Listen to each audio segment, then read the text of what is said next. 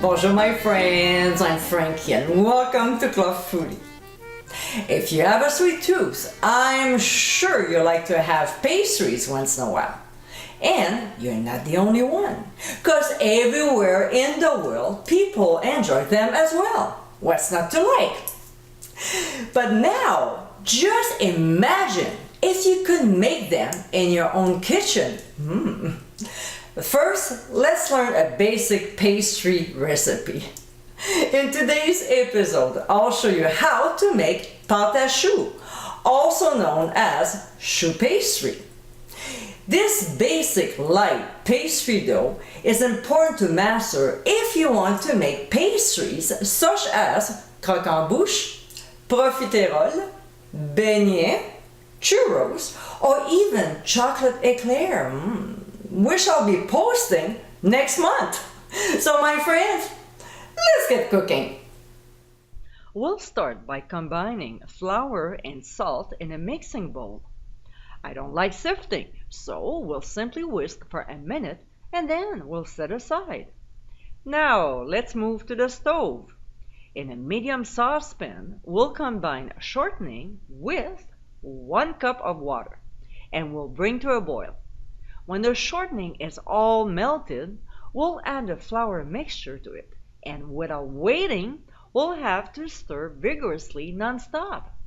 You'll see that the mixture will release from the sides of the pot, and it will gather together.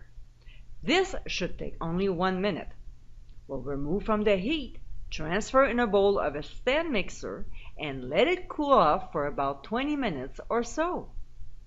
Now that the mixture is at room temperature, we'll add 1 egg at a time and we'll mix very well between each addition. When we're done, we should have a nice smooth dough. Next, we'll pipe the dough depending on the pastry we're making. So we'll cut the tip off of a pastry bag, fold the end, and place it into a tall container or glass so we can fill up the bag with our dough, folding the edge of the bag over. When the pastry bag is ready, we'll pipe the dough onto a greased cooking sheet, or one like mine, which is circle-on non-stick that doesn't need greasing, or a silicone mat will do.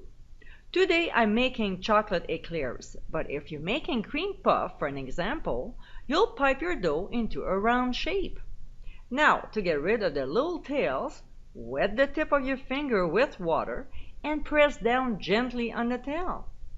Alright, time to bake. So we'll transfer into a 425-degree preheated oven and bake for 15 minutes. Then we reduce the heat to 350 and bake for 30 more minutes. Under no circumstances, do not open the oven door, not even a slit. Leave it alone until time is up, alright? When they're done, we'll remove from the heat, transfer onto a wire rack, and let them cool off before proceeding with the recipe. And my friends, this is how we make pâte à choux, also known as choux pastry. As you saw, it's really not complicated to make. It's a very important recipe for you to know to be able to make homemade pastries. And I mean, who doesn't like a lovely sweet treat once in a while? I hope you give it a try soon, and be sure to visit clubfoodie.com for ingredient amounts and more info. Until next time, my friends, bon appétit!